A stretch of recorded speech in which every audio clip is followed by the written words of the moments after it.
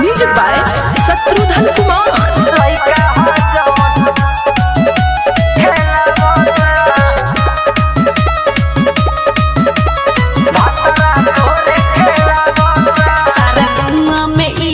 सोर बहू हमर सैया जी कला त गुर बहू, हमर सैया जी कला त गुर बहू। सारा गंगा में इहे त सोर बहू हमर सैया जी कला त गुर बहू। नाम पूछी त सुना तोहरे बतावत। अरे हमरे दिहल लइका ह जवन भातारा तोरे खेलावता।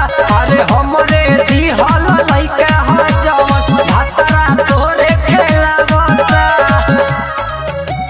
भातारा तोरे खेलावता। Mix by Sony. लइका ह जवन खेलावता।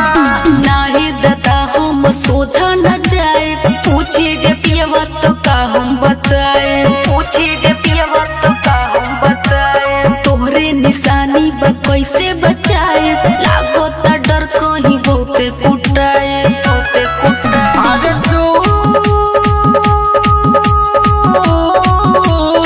अरे सुन तोर भातारा के चहेता उ तो तोहरे भाग्य पावले सुनर बेटा बा। होखे न शौक चिंता इहे सतावत। अरे हमरे दिहल लइका ह जवन भातारा तोरे खेलावता। अरे हमरे दिहल लइका ह जवन भातारा तोरे खेलावता। सुन भातारा तोरे खेलावता।